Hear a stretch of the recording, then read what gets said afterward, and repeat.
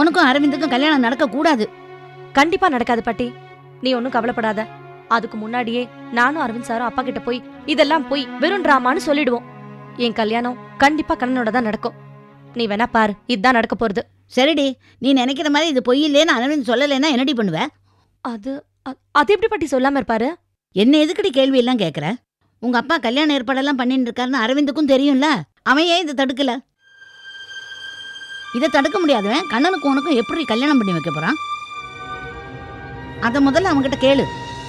Aravind sir இதை தடுக்கிறதுக்காக ஏதாவது ஒரு ஐடியா பண்ணி வச்சிருப்பார் பாட்டி. அப்படி நீயா கற்பனை பண்ணிட்டு உட்காந்துருக்காத. அவன் எப்படி உங்க அப்பாட்ட சொல்லி இந்த கல்யாணத்தை நிறுத்த போறான்னு கேளு. கடைசியில அவனை நம்பி நான் மோசம் போயிட்டேன்னு எங்கிட்ட வந்து புலம்பாத. ஏன்னா நீ புலம்புறத கேட்க நான் உயிரோட இருக்கவே மாட்டேன். ஐயோ பாட்டி, அப்படிலாம் பேசாத. நான் அரவிந்த் சாருக்கு ஃபோன் பண்ணி இந்த கல்யாணத்தை தடுத்து நிறுத்த அவர் என்ன பிளான் பண்ணி வச்சிருக்காருன்னு கேக்குறேன். அவனை கேட்டு பிரயோஜனம் இல்ல. முதல்ல உங்க அப்பாட்ட அவன் என்ன பேச போறான்னு கேளு. ஏன்னா உங்க அப்பா அவன் தான் தன் மாப்பிள்ளைன்னு ஊரெல்லாம் சொல்லிட்டு தெரிஞ்சுட்டு இருக்கார். முதல்ல அதை நிறுத்தணும். அதுக்கு வழியை பாரு. சரி சரி, நான் அரவிந்த் சாருக்கு ஃபோன் பண்ணி கேட்டு உனக்கு ஃபோன் பண்ணி சொல்றேன். சரியா? எல்லாம் உன் நல்லதுக்கு தான் சொல்றேம்மா, பாத்துக்கோ. ஓகே பாட்டி, பாய்.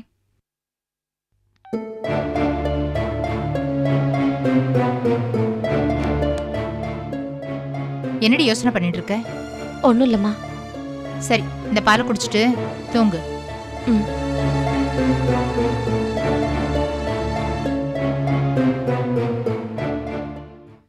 அப்பா, இதுல 3 லட்சம் ரூபாய் இருக்கு. பெருமாளே.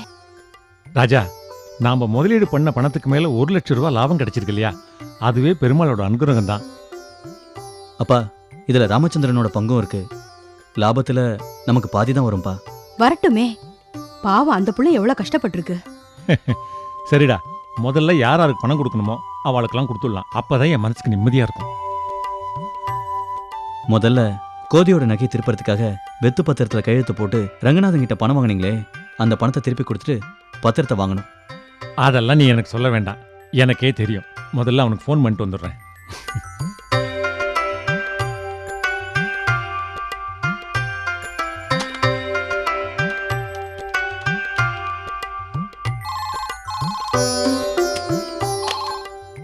ஹலோ. ரங்கநாதா, நான் பத்து பேசுறேன்டா. சொல்லு பத்தோ, என்ன இந்த நேரத்துல ஏதாவது விசேஷமா? ஒன்றும் இல்லடா, எல்லாம் சந்தோஷமான விஷயம்தான். கோத நகைக்காக ஒரு 2 லட்சம் ரூபா உங்கள்கிட்ட வாங்கியிருந்தேன் இல்லையா? அதை திருப்பி உங்கள்கிட்ட கொடுத்துட்டு ஒரு பெரிய தேங்க்ஸ் சொல்லணும். அதான். ஆமா, நீ கார்த்தால ஃப்ரீயா இருப்பியா? நான் வரேனே. நாளைக்கு காத்தால கொஞ்சம் வேலை இருக்க. சரி, பரவாயில்ல. நீ வேற பணத்தை திருப்பி கொடுக்கணும்னு பிரியப்படுற. வா, பார்த்துக்கலாம். ஆமா, இவ்வளவு சீக்கிரம் ஏது அவ்வளோ பணம்? ராஜாவோட பிசினஸ் சக்சஸ் ஆயிடுத்துரா. அவன் ஒரு பார்ட்டிக்கு ஏற்கனவே பேசி வச்ச நிலத்தை இப்போ வித்துருக்கான். அவ செட்டில்மெண்ட்டை ஒரே பேமெண்ட்டா பண்ணிட்டா. அதான். ரொம்ப சந்தோஷம். நாளைக்கு வாயன் பேசிக்கலாம். கண்டிப்பா நான் வரேன். நான் கூட ஒரு கால் பண்ணிக்கிறேன். யாருக்கு? சிங்கப்பூர் பார்ட்டிக்கு. நீங்க ரங்கநாதனுக்கு தேங்க்ஸ் சொன்ன மாதிரி நானும் அவருக்கு ஒரு தேங்க்ஸ் சொல்லணும்ல. கண்டிப்பா. நல்ல நேரத்துல நமக்கு கடவுள் மாதிரி ஒரு உதவி பண்ணியிருக்கார். பண்ணுப்பா.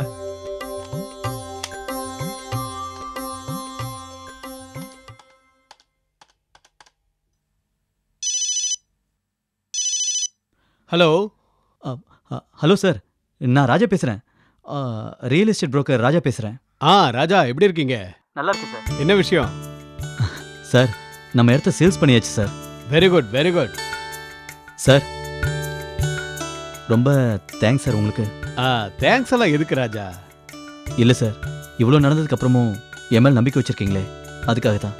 ராஜா, நான் ஒரு தடவை ஒரு மனுஷனை பார்த்துட்டா அவன் நல்லவனா கெட்டவனாங்கிறது எனக்கு தெரியும். எனக்கு சட்டத்து மேல நம்பிக்கை இல்லை, ஆனா சத்தியத்து மேல எனக்கு ரொம்ப நம்பிக்கை இருக்கு. Thank you so much sir. நீங்கள் லெட்டர் கொடுத்ததுனால தான் நான் பட்ட கஷ்டம் கூட எனக்கு மறந்து போச்சு. நோ ஃபார்மாலிட்டிஸ் ராஜா. சார், உங்கள் பணத்தை டிடி எடுத்து அனுப்பிடுறேன். உங்கள் அட்ரஸ் கொஞ்சம் சொல்லுங்கள் சார். இல்லை ராஜா, அதெல்லாம் வேண்டாம். எனக்கு அடுத்த வாரம் சென்னைக்கு வர வேண்டிய ஒரு வேலை இருக்கு. நானே நேரில் வந்து வாங்கிக்கிறேன். அந்த பணம் உங்ககிட்டே இருக்கட்டும். உங்ககிட்ட இருக்கிறதுனால உங்களுக்கு ஒன்றும் கஷ்டம் இல்லையே? இல்லை sir, no problem sir. Okay, thank you. அடுத்த வாரம் நான் உங்களை பார்க்குறேன். Okay sir, thank you sir.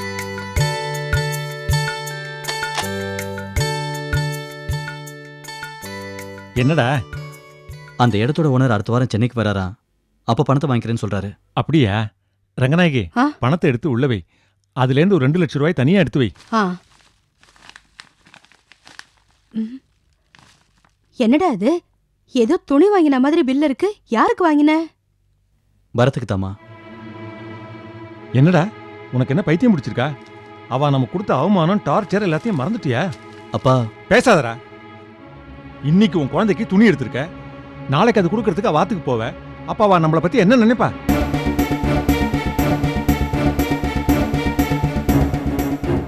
நம்ம குடும்பத்துக்கு மானம் மரியாதை எதுவும் இல்லைன்னு தான் நினைப்பா. நம்மள மதிக்காத வாத்து வாசப்படியை மிதிக்கணும்னு நினைக்கிறேடா. உனக்கு வெக்கமா இல்ல? அப்பா ப்ளீஸ் ஒரு நிமிஷம். அந்த வீட்டில் இருக்கிறது என்னுடைய குழந்தை, என்னுடைய ரத்தம். பாசத்துக்கு எதுப்பா மானம் மரியாதை? பாத்தியாடி உன் புள்ள பேசுறத பாத்தியா? ஏன் நமக்கு இல்லையா பாசம்? பெத்த புள்ளைய பிரிஞ்சு வேதனைப்பட்டோமே, அதை நாம யாருக்கிட்டடி போய் சொன்னோம்? பெரிய மனுஷன் ஆயிட்டான்ல, மானம் மரியாதைன்னா என்ன நமக்கே கத்து கொடுக்குறான். குடுறி, அவன் சம்பாதிச்சு அவன்கிட்டயே கொடு. அவன் இஷ்டப்படி என்ன வேணா பண்ணிட்டோம். ஏன்பா இப்படி எல்லாம் பேசுறீங்க? வேதனைங்கிறது எல்லாருக்குமே பொதுவானது. உங்க புள்ளைய பிரிஞ்சு நீங்க வேதனைப்பட்ட மாதிரி என் புள்ளைய பிரிஞ்சு நான் வேதனை பண்ணுங்கிறீங்களா? ஏன்னா இந்த விஷயத்துல நீங்க கோவப்படுறது நன்னா இல்ல. ஜெயில் வாசல்ல தான் புள்ளைய கூட கொஞ்சாம நீங்க சொன்னதை கேட்டு வந்தவன் அவன். அத மனசுல வச்சுன்னு பேசுங்க. அன்னைக்கு அவன் புள்ள மேல இருந்த பாசத்தை அடக்கி வச்சுட்டு வந்தானே, அது யாருக்காக? நமக்காக தானே. உங்களுக்கு உங்க புள்ள மேல இருக்கிற பாசத்தை விட அவ மேல இருக்கிற கோபம் தான் அதிகமா இருக்கு. ஆனா நம்ம புள்ள ராஜா அப்படி இல்ல. நம்ம மேல இருக்கிற பாசத்தை எங்க காட்டணுமோ அங்க காட்டிட்டான். அதே மாதிரி நாமளும் அவன் மேல பாசத்தை காட்ட வேண்டாமா? அவன் நிலைமையும் கொஞ்சம் யோசிச்சு பாருங்கண்ணா.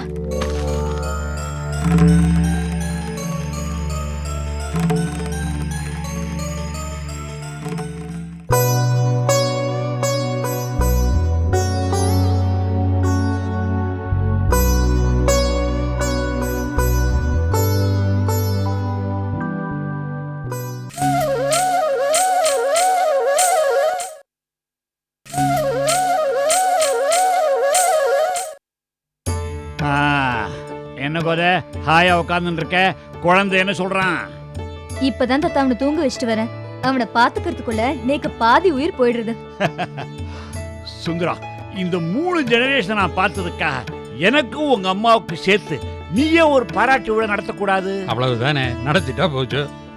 என்ன காத்தாலேருந்து உங்களண்ட ஒரு விஷயம் சொல்லணும்னு நினைச்சிட்டு இருந்தேன். இதை பாருங்க. யாருடைய இந்த பொண்ணு? நம்ம ஜோசியர் கொண்டு வந்து கொடுத்தார். கண்ணனுக்கு பொருத்தமா இருப்பாள்ல? ஏண்டி, அவன் என்னடா கல்யாணமே வேண்டான் இருக்கான், நீ போட்டோவை கொண்டு வந்து காமிச்சுட்டு இருக்க? அவன் அப்படிதான் சொல்லுவான். அதுக்காக நம்ம பேசாம விட்டுட முடியுமா? அவனுக்கு வயசாயிண்டே போறதோ இல்லையோ, எல்லாருக்கும் கல்யாணம் ஆயிடுத்து. மூத்த புள்ள கல்யாணம் ஆகாம பிரம்மச்சாரியா திரியறது பார்க்க நன்னாவா இருக்கு? எனக்கு இந்த பொண்ணு பிடிச்சிருக்கு. ஜாதகம் பொருத்தமா இருந்தா முடிச்சுடலாம். ஆமாப்பா, பொண்ணு ரொம்ப லட்சணமா இருக்கா. சிஏ படிச்சிருக்காளா, நல்ல ஃபேமிலி பேக்ரவுண்ட். ஏன் தயங்கணும்? ஏன் எட்டி பார்த்து சிரமப்படுறேள்? நன்னாவே பாருங்கோ.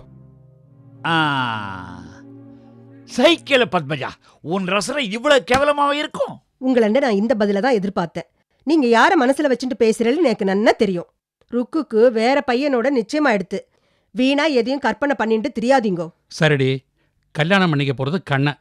அவங்கிட்ட ஒரு வார்த்தை கேட்க வேண்டாமா? அவனண்ட என்ன கேட்கறது? அவன் ஏன் புள்ள. மணவரையில உட்காந்து தாலிய கட்டுடானா கட்டுவான். அத பத்தி நீங்க ஒன்னும் கவலைப்படாதீங்கோ. இப்படித்தான் ராதிகா மேல நம்பிக்கை வச்சேன். கடைசியில என்னாச்சு? அவ பேச்ச என்னத்துக்கு எடுக்கிறேள்? அவளும் கண்ணனும் ஒன்னா? நான் கீழ்ச்ச கோட்டை கண்ணன் தாண்ட மாட்டான். உங்களண்ட எனக்கு என்ன பேச்சு? இந்த பொண்ணு எனக்கு பிடிச்சிருக்கு. நான் ஜோசியரண்ட பேச போறேன்.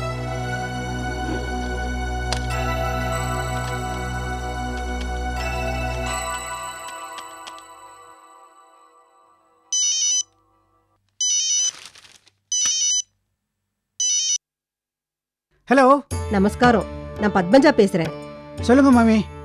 நீங்க கொடுத்த போட்டோவை ஆத்துல எல்லாரண்டையும் காமிச்சேன். எல்லாருக்கும் ரொம்ப பிடிச்சிடுத்து. நல்ல விஷயம் தானே. வர வெள்ளிக்கிழமை நாங்க எல்லாரும் பொன் பார்க்க வரோம். அவளண்ட விஷயத்த சொல்லிடுங்க. பேஷா, அவள்கிட்ட சொல்லிடுறேன். நான் புறப்படும் போது உங்களுக்கு ஃபோன் பண்றேன். ஓகே, சந்தோஷம்.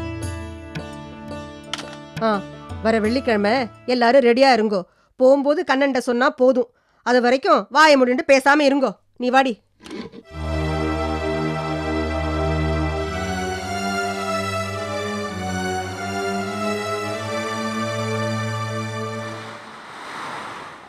ஏய் வாங்க வாங்க முதலாளி, வாங்க முதலாளிம்மா. ஏய் உட்கார. நான் தான் ஏற்கனவே சொல்லியிருக்கேன், அந்த நம்ம கப்பல் சர்வீஸ் ஸ்டேஷனை பொறுத்த வரைக்கும் யாரும் முதலாளிலாம் கிடையாது, எல்லாருமே ஒர்க்கர்ஸ் தான். என்ன கொஞ்சம் விஷயம் தெரிஞ்சதுனால நான் வேணா சீஃப் மெக்கானிக்னு சொல்லிக்கலாம். பாத்தியா? என்ன ஆர்த்தி, புது வீட்லாம் எப்படி இருக்கு? பிடிச்சிருக்கா? பிடிச்சிருக்கு. தனி கொடுத்துன போனதுக்கு என்னோட வாழ்த்துக்கள். தேங்க்ஸ். தேங்க்ஸ்டா. சரிடா, நாளைக்கு எல்லாம் ரெடியா? இல்லடா மாமா, எல்லாம் ரெடி பண்ணியாச்சு. 2 வாழை மரம் வேணும்டா. வாழை மரம் தான்டா, அது ஒன்றும் பிரச்சனை இல்லை, பாத்துக்கலாம். சரி ஆர்த்தி, எல்லாருக்கும் டீ கூட. டேய், பிராண்டியா? டேய் பிராண்டியா பிச்சிடுவேன், அதெல்லாம் பழைய ஷாம். இப்பவும் அதே டீ தானா? குடு குடு.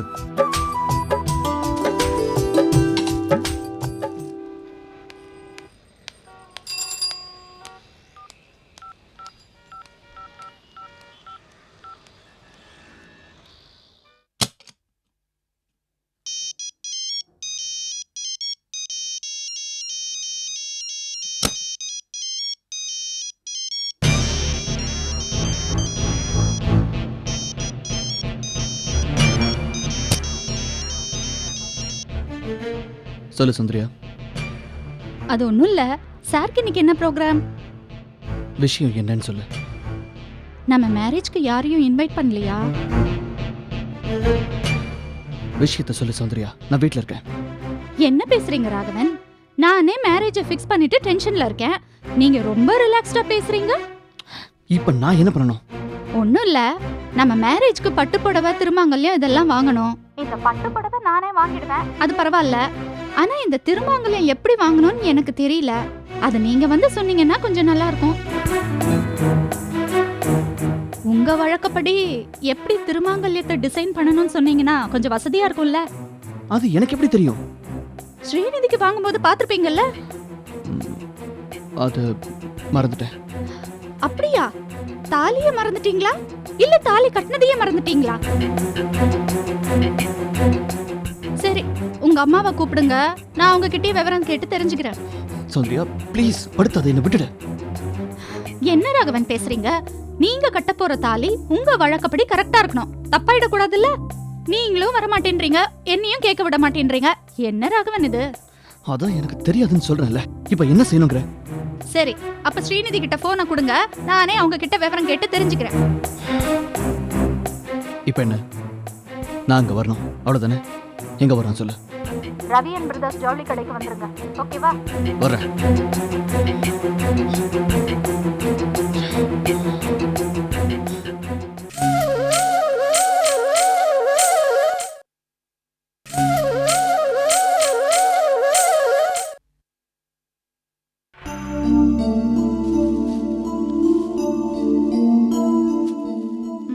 அந்த புடவையை எடுங்க. இந்தாங்க.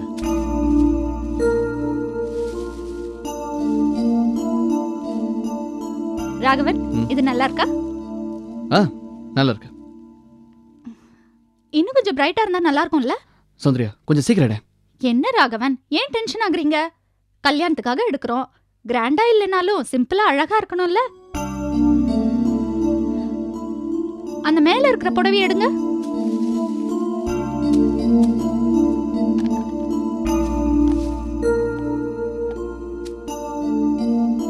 ராகவன், இது நல்லா இருக்கா? நான் நல்லா இருக்குன்னு சொன்னா ஏதாவது ரீசன் சொல்லி வேற எதையா செலக்ட் பண்ணுவேன். நீ ஏன் பார்த்து எடுத்துக்க சுந்தரியா. என்ன ராகவன், இது நம்ம கல்யாணம், உங்களுக்கு பிடிச்ச மாதிரி சாரி எடுக்க வேண்டாமா? உன் கூட பெரிய தொந்தரவா போச்சு. ஒரு நாள் கூத்துக்காக இவ்வளவு டைத்தை வேஸ்ட் பண்ணுவியா? ஏதோ உன்னை செலக்ட் பண்ண. ஒரு நாள் கூத்துன்னு நீங்க எதை சொல்றீங்க? அதைத்தான் சொல்றேன். சீக்கிரம் எடு சுந்தரியா, கிளம்பலாம். இது பேக் பண்ணிடுங்க. Okay madam. ராகவன், உங்களுக்கு வேஷ்டி சட்டை எடுக்க வேண்டாமா? அதெல்லாம் ஒன்றும் தேவையில்லை, எங்கிட்ட நிறைய இருக்கு. சீக்கிரம் வாக்கலாம்ல. சார், பில்லுக்கு எங்க பே பண்ணும் சார்? அந்த கவுண்டர்ல சார். வா.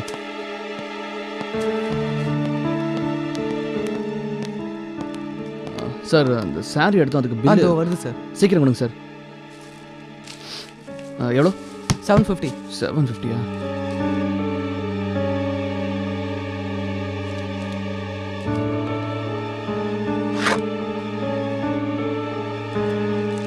இந்தாங்க. எடுத்துட்டியா? Thank you sir. ஆமாம்.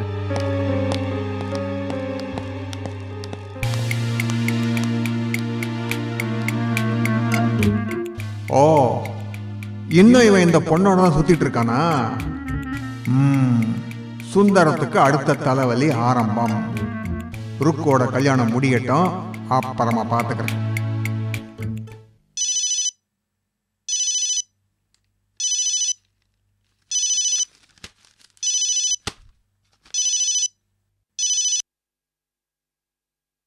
ஹலோ அரவிந்த் சார், நான் ருக்கு பேசுறேன். Rukku, good morning. Sad morning Aravind sir. Sad மார்னிங்கா? ஏ? இல்ல, ராத்திரிலாம் தூங்கலன்னா அது சேட் மார்னிங் தானே. ஏன் தூங்கல? மனசுல சில குழப்பம், அதான் தூக்கம் வரல. மனசுக்குள்ள குழப்பமா? என்ன குழப்பம்? இல்ல, அப்பா இந்த கல்யாணத்தை சீரியஸா எடுத்துட்டு சமையல்காரர்ல இருந்து கல்யாண சத்திரம் வரைக்கும் அட்வான்ஸ் கொடுத்துட்டு இருக்காருன்னு கேள்விப்பட்டேன். அதான் நீங்க இந்த கல்யாணத்தை எப்படி நிறுத்த போறீங்கன்னு எனக்கு தெரிஞ்சாகணும். அது அது அதுல ஒன்றும் ப்ராப்ளம் இருக்காது ருக்மணி. எல்லாத்தையும் நான் பார்த்துக்கிறேன். You just trust me, okay? நான் நம்புறேன் அரவிந்த் சார். பட் நீங்க என்ன பிளான் பண்ணி வச்சிருக்கீங்கன்னு தெரிஞ்சா எனக்கு எந்த சந்தேகமும் இல்லாம இருக்கும்ல. அப்போ உனக்கு என் மேல சந்தேகம், அப்படித்தானே? அப்படி இல்ல அரவிந்த் சார், என் இடத்துல இருந்து பார்த்தாதான் உங்களுக்கு இந்த விஷயம் புரியும். இது சீரியஸான விஷயம், என் வாழ்க்கை சம்பந்தப்பட்ட பிரச்சனை. ப்ளீஸ், நீங்க என்ன பிளான் பண்ணி வச்சிருக்கீங்கன்னு சொல்லுங்க.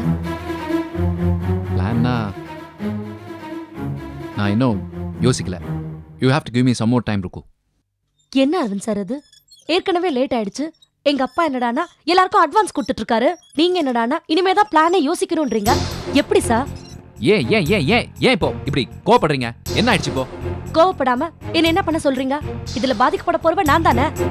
ருக்கு, உங்களுக்கு என் மேல கொஞ்சம் கூட நம்பிக்கை இல்லை போல இருக்கு. உங்களை நம்பாமலையா பெங்களூர் வரைக்கும் வந்திருக்க அரவிந்த் சார்? எல்லா விஷயத்துலயும் நீங்க சொன்னது தானே ஃபாலோ பண்ணிட்டு இருக்க. வேற என்ன பண்ணிட்டு இருக்க? எங்க எங்க கேட்டீங்க? என் பர்த்டேக்கு பொக்கே அனுப்புனேன்னு சொல்லிட்டு கண்ணனுக்கு பொக்கே அனுப்பிச்சிங்களே, அது மட்டும் நீங்க சீட் பண்ணலையா? இல்ல அரவிந்த் சார், அது அன்னைக்கு உங்க பர்த்டேன்னு சொன்னதால நான் அந்த மாதிரி போய் சொன்னேன், உங்களை டிசப்பாயிண்ட் பண்ண வேண்டாமேன்னு. வேற ஒன்றும் இல்லை Aravind sir. Okay okay okay, உங்களுக்கு என்ன ஏமாத்துறதுல தான் சந்தோஷம்னா கோ ஹெட். பட் ஒன்று, நான் உங்களை ஏமாற்ற மாட்டேன். இந்த கல்யாணம் நிச்சயமா நடக்கும். ஐ மீன், உங்களுக்கும் கண்ணனுக்கும் நிச்சயமா கல்யாணம் நடக்கும். நீங்க சொல்றது உண்மையா இருந்தா நீங்க உடனே பெங்களூருக்கு வந்து நீங்க என்ன பிளான் பண்ணி வச்சிருக்கீங்கன்றது என்கிட்ட சொல்லுங்க. பெங்களூருக்கு வந்து சொல்லுமா? ஏன் ஃபோன் பண்ணி சொல்லக்கூடாதா? இல்ல, நீங்க நேர்ல வந்து சொல்லணும். அப்புறம் தான் நான் நம்ப வரேன் சார். சரி சரி வரேன். ஆனா ஒண்ணு, இனிமே தூக்கத்துல கூட நீங்க என் மேல சந்தேகப்படக்கூடாது. அது உங்க பிளானை பொறுத்து தான் அரவிந்த் சார். ஓகே.